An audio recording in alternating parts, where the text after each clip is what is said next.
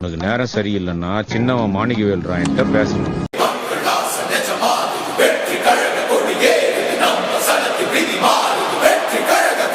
நேரம் ரொம்ப சரியில்லைன்னா அவங்க அண்ணன் முத்துவேல் ராயன்ட்ட பேசணும்.